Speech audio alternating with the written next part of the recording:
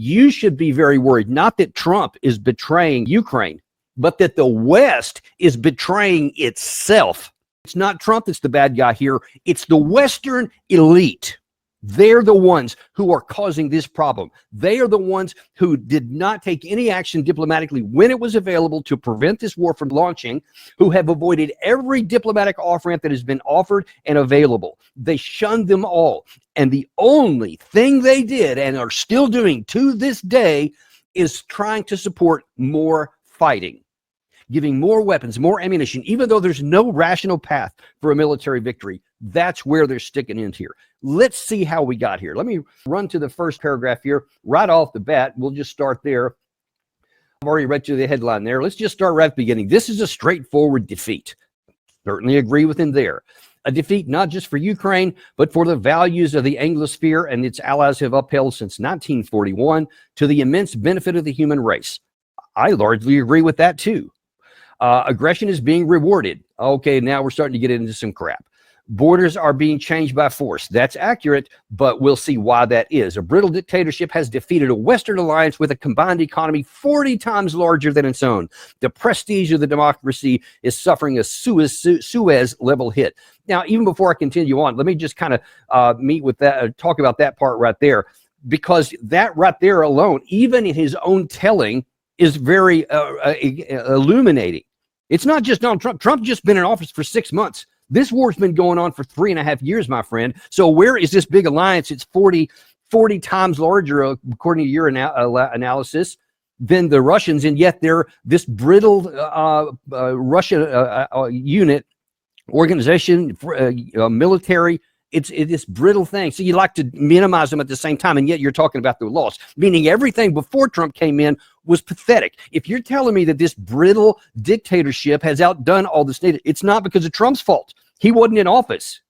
So who was in office? Keir Starmer, Joe Biden, Emmanuel Macron, Schultz, now Merz, all these guys. So you want to start pointing some fingers? Start pointing some fingers at the guys who failed to get this done. And one of the biggest failures they made was that their absolute unwillingness to acknowledge any kind of failure on their part. And I'm going to get into some more of that. But let's go on now, because let's see why they're blaming Trump. So they say from the moment Trump took office, he has been wheedling and conciliatory with Putin, aggressive and bullying with Volodymyr Zelensky.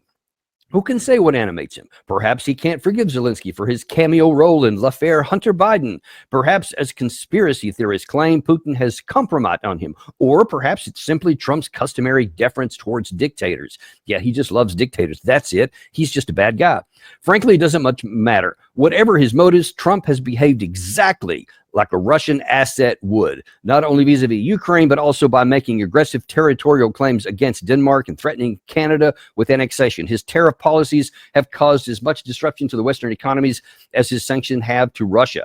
Putin could not have wished for more. We do not know how much has already been settled, and there's still details to be hammered out, but the broad outlines of the proposed ceasefire deal could be glimpsed in the leaks both in America and in the Russian media. So look, let's be clear here. There's a reason why this has failed.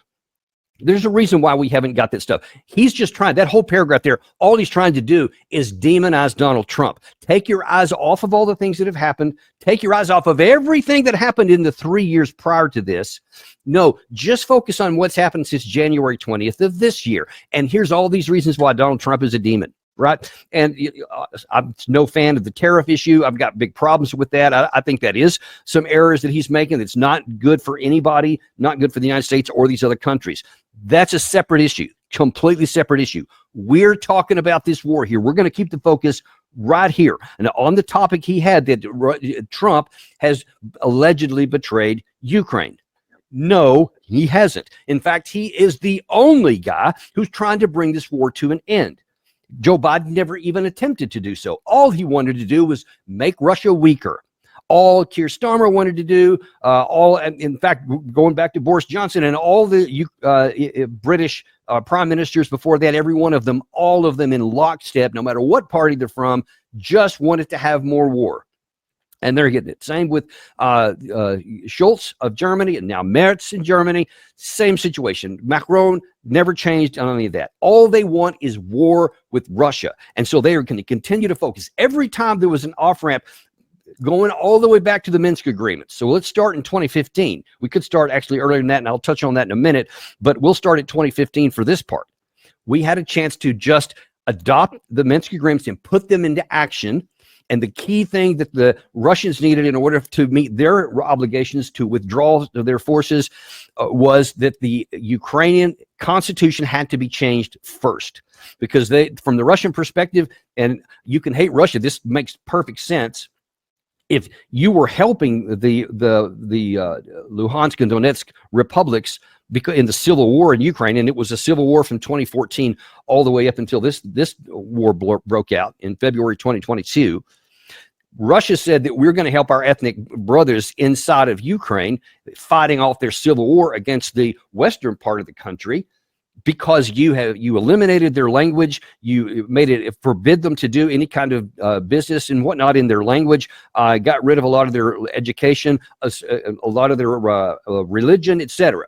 And so they said, okay, until you change your constitution and allow a modicum of autonomy remaining inside of Ukraine, don't forget that, they still would have remained a part of Ukraine. The whole Donbas would have remained a part of Ukraine under the control of Kiev.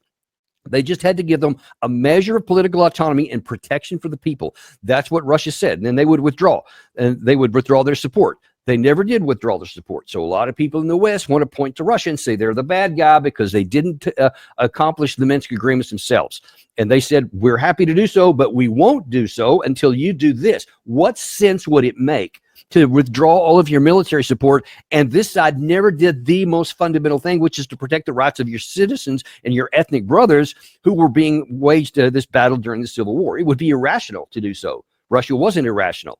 Now, again, let's not make that there's any innocent parties here. I'm not defending Russia. I'm sure there's plenty of things they did to actually violate some of the terms, but the fundamental core issue was that constitutional change, which Ukraine adamantly refused to make. And certainly it's been widespread reported that France and Germany, especially their leaders at the time, had never any intention on adopting this or applying it, never put any pressure. Neither the American administrations ever put pressure on the Ukraine to actually implement those.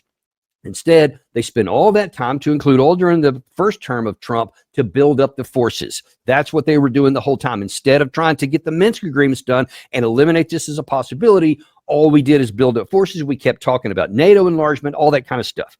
That's what happened in there. And that's why we had this issue that was a constant friction during the whole 8 years and why Russia never pulled out of it. And then now that before the war came off, Zelensky had passed a law in, I want to say it was March of 2021.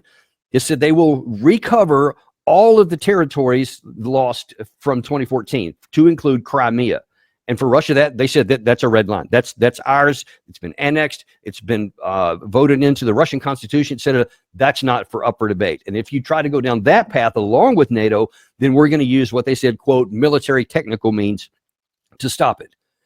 And so that's what's prompted then Russia. Again, you can disagree with this. I'm not concerned about that. But when you take an action, do not expect there to be no counteraction. See, that's one of the things we love to do. We want to do whatever the hell we want to do. We want nobody to take any actions we don't like. And if we do, it's that we're pointing the finger at them. It's like you walked into a bear's den, you shoved the bear, and when the bear slapped you in the face, you said, oh, look how violent and aggressive this bear is. Well, of course, if you go into his home territory and you push him, he's going to react. Whether he should or shouldn't, he will, because that's human nature.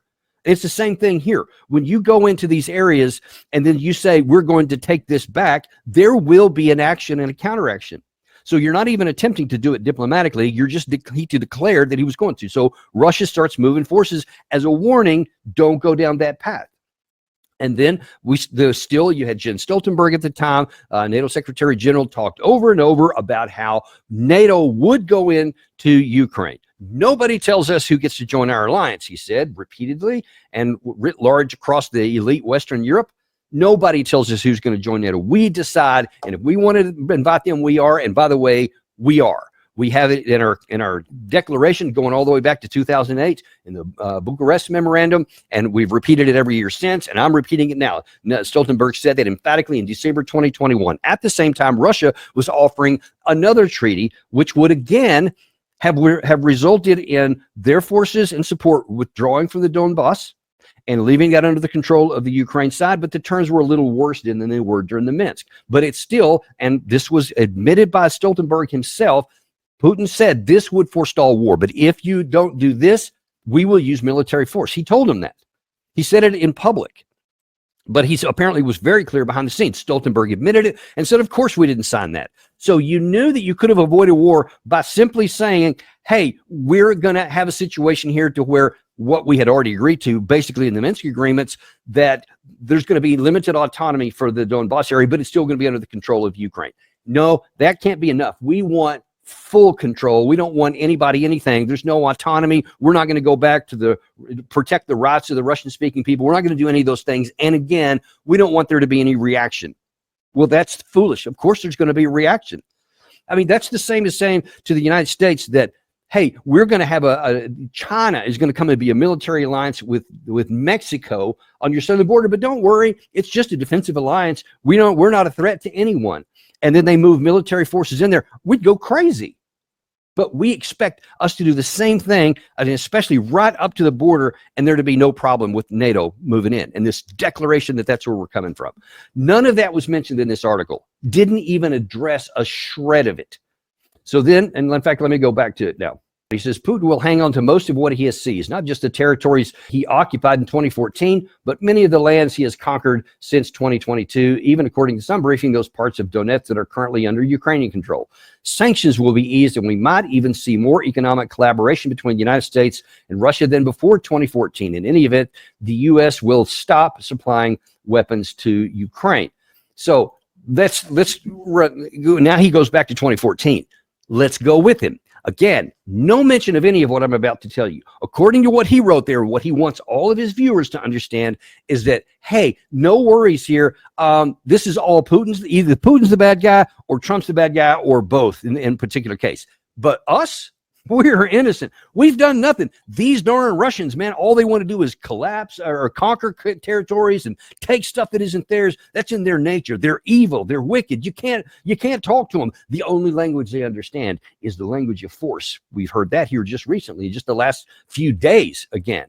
Well, is that the story, though? Did Russia do that? The answer is, of course, no. Anybody who knows anything about what actually happened is that there was an uprising in Ukraine, started in December 2013, when the president of Yanukovych, who was then the president of Ukraine, had been debating between an economic cooperation either with the European Union or with Russia. Apparently, most of the people, especially the vast majority in Western Europe, Western Ukraine, wanted union with the European Union. They wanted to look to the west. They didn't want to go to the east. People in the eastern part of the country, which was a large measure of who elected the president, said, yeah, we want to go with the Russian side.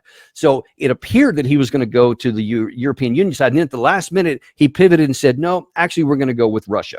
We're going to align ourselves economically with the East. And that just sent people into a tizzy. No problem up to this point. This is what a democracy is supposed to be. The people get a chance to say the thing. If they want to protest peacefully, they can do that. If they want to make their voice heard, they have the right to do that, the full right to do that.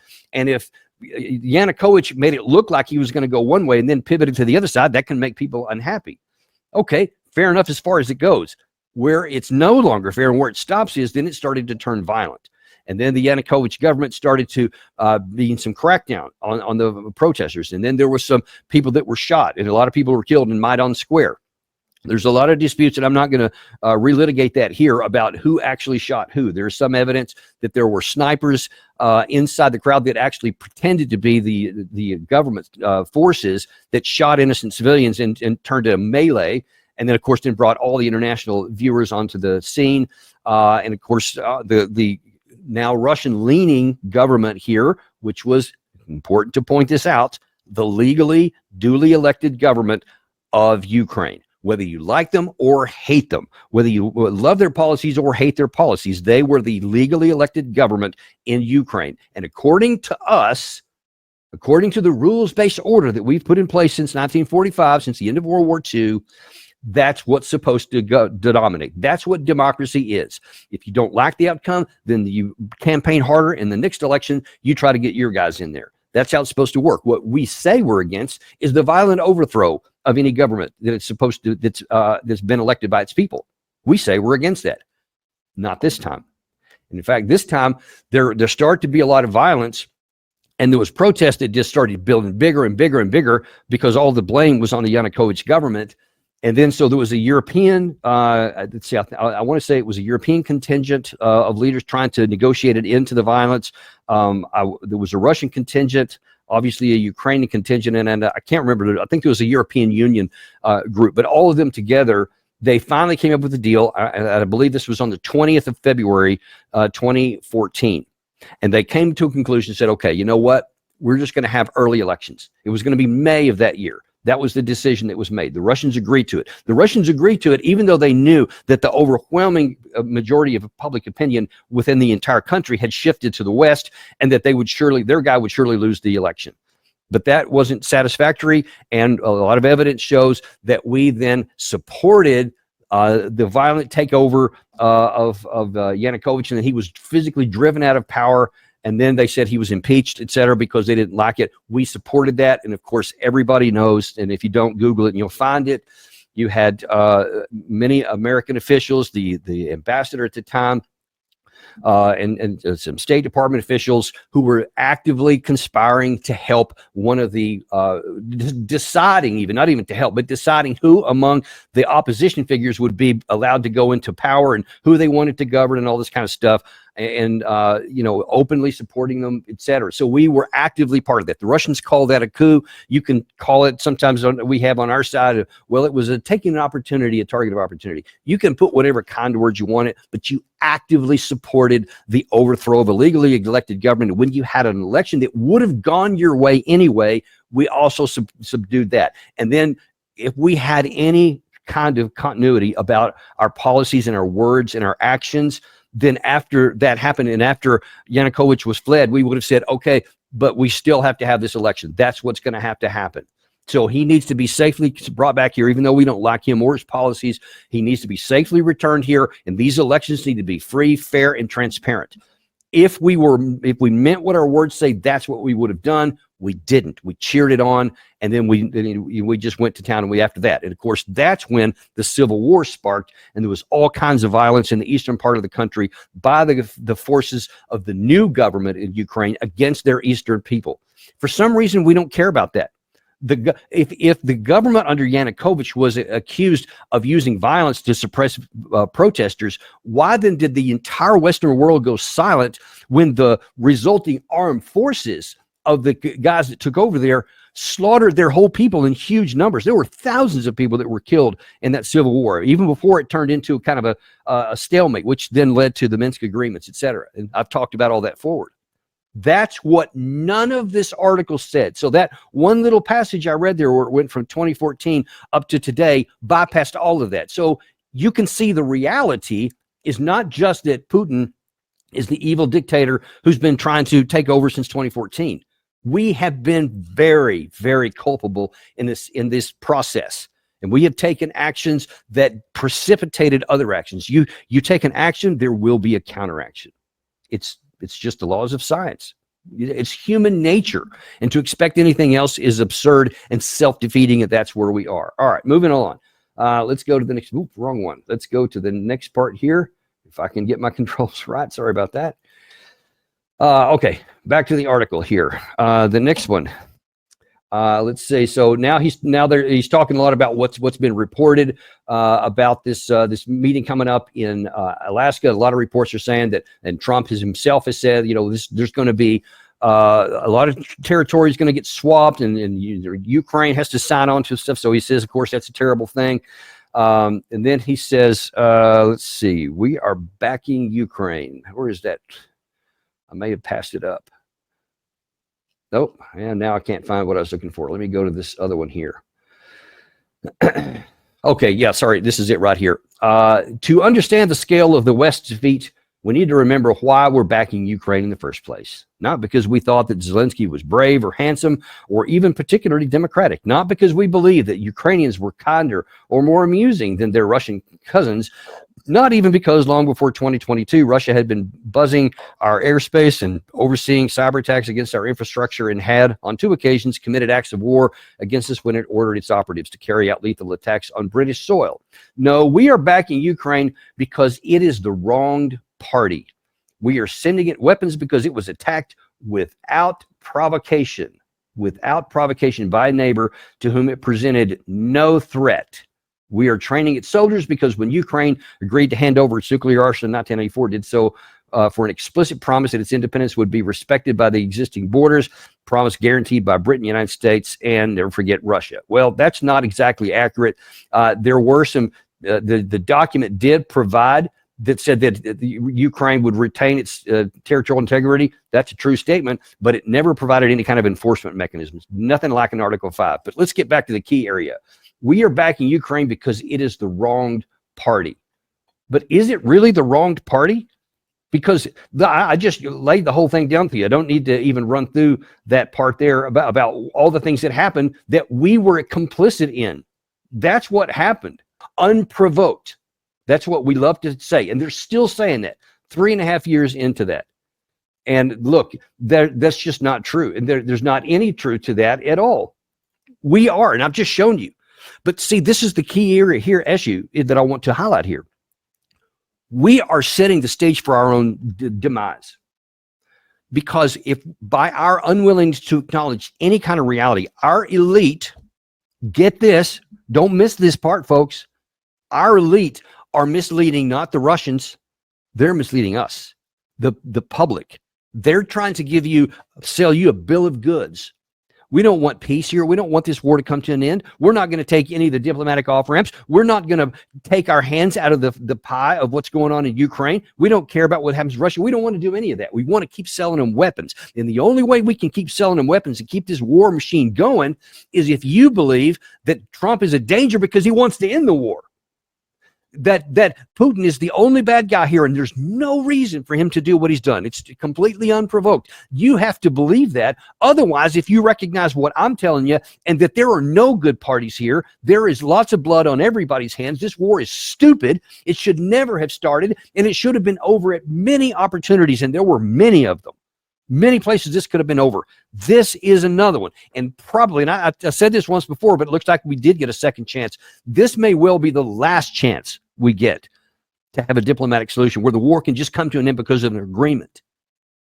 And if we don't, then the likelihood is that Russia will finally say, and I think that's very possible. That's the reason why Putin agreed to do this in person and to have this personal summit so that he can say to the world, I tried to do this the diplomatic way. We tried to reach an accommodation, and he can just chronicle all the things I just told you and say, we've attempted it. Every one of them were rebuffed. Now then, the only path they're leaving us is the path of military. And we're going to just go until we conquer what we want, what we need for our national security. Spin be damned. That's what we're putting into a position here. This is why I keep pointing out why it is so crucial for you to understand. We want what we want, and we want no consequence. If we don't like something, we'll just spin it away. And politically, that can work. You can do that. But not when there's a war and there's a physical reality on the ground. The Ukraine army continues to get weakened. It is unknown how much longer they can hold out. But there is an end. There will come an end somewhere. Because just the overwhelming numbers of everything and every category of war and the manpower on the Russian side, it's just inevitable that at some point there'll be a break in the Ukraine side. It just almost can't be any other way. And for us to say, I'm going to continue to go down this path, and they're doing everything they can to subterfuge and to undercut Trump. They do not want this August 15th meeting to result in anything. They want it to be ended. I bet if they can prevent it from happening, I think that they're going to do that. And so you have things like this article here where they're saying, look, let's just understand this is bad. Trump is going to betray Ukraine. And so he's trying to build pressure against Trump from all of Europe and probably the United States too, because the Telegraph is read widely here. And certainly the elite here that love the war, that have done nothing, like all the guys who were supporting the Biden administration, who never even talked to Russia, made no attempt to end the war, just tried to compel and coerce a nation that is obviously stronger. It's self-dependent on itself. It doesn't have to rely on anybody else. It has help from Ukraine, from Iran. It has help from North Korea, but it can be self-contained because it has all the natural resources that it needs and all the manufacturing capacity. It can do the war even by itself if it lost all these. We can't. And so they don't want the war to end. They want it to continue on. And the only way that's going to happen is if they lie to you, and if they deceive you into believing something that's not true, if they prevent you from seeing something that is true so that you reach an erroneous conclusion. And this time, so far, the only consequence to this has been for the Ukrainian people.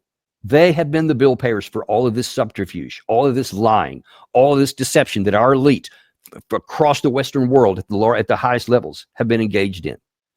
They continue to die in large numbers. This war should have been over a long time ago. The killing should have stopped a long time ago, and now people would be in peace today.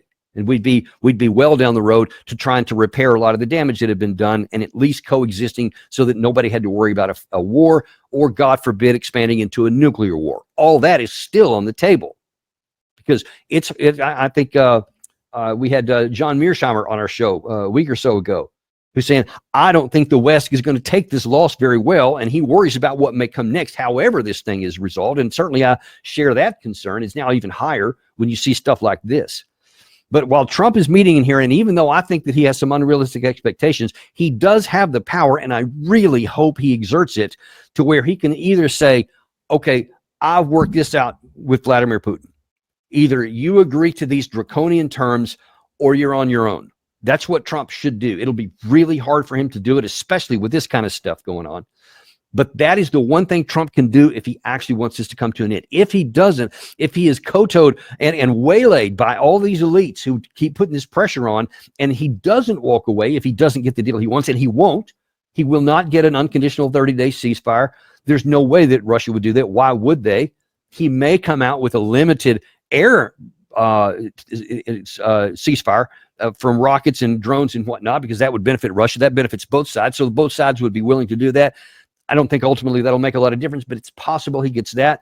But he certainly won't get the 30-day unconditional ceasefire, and he's not going to get any agreement on the Russian side to hand back any of the territories that they have. In fact, they're going to still demand more territories that they don't have in the administrative borders of those 4 provinces. That's where we are. So if we get to that point and Trump doesn't get the deal here, the risk is that Europe is going to say, we'll take it. We'll pick the ball up from here, and we're going to keep going down this road. And we're going to keep going in the process to fund whatever left of Ukraine to continue fighting. And of course, if their army then collapses at some point, because that would be the likely scenario if the United States walks away, or even if it doesn't. Because look, the reality is that Trump can't backtrack on that. He can't say, all right, you know what, fine, I'm going to throw these sanctions on you, and we're going to start giving massive amounts of artillery and rockets and all this.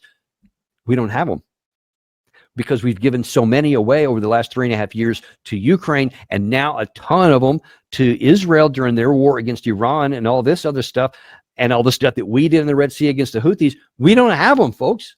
So Trump can't go that way. So there's nothing he can do that's going to prevent the military conquest of Ukraine, even if it takes through the year 2027. I can't imagine that the Ukraine army could possibly hold out that long. But if they did, Russia can do this because they have the capacity to keep going in every category of war that you need. That's what is so alarming about this and makes me so angry, is that the elite in our world right now wants to put all the blame over on, first of all, Russia, and then secondly on Donald Trump. And it's wrong in both cases, because while there is wrongdoing on Putin and Trump, without question, our hands are deep in blood up to our elbows. That's the reality, and that's what they're blinding from you. They're hiding from you. And they have kept this war going way past its expiration date. And the killing continues on there. And if we're not really careful, this thing could spin out of anyone's control and could end up engulfing us. The longer the war goes on, the longer that threat stays alive, that somebody does something stupid, that somebody makes a miscalculation, that there's just an accident, a mistake, an error. That's happened many times. And suddenly we could find ourselves in a war with Russia, something that nobody can control, either in the West or in the East. That's one of the reasons we need to get out of this. And of course, that's one of the reasons, the biggest one that's always motivated me, is that I actually care about the Ukrainian people that are paying with blood and bodies for all of this insanity that guys like the author of this article here are blithe to. They could care less about the casualties. The ones in the past are the ones that they're condemning to death now.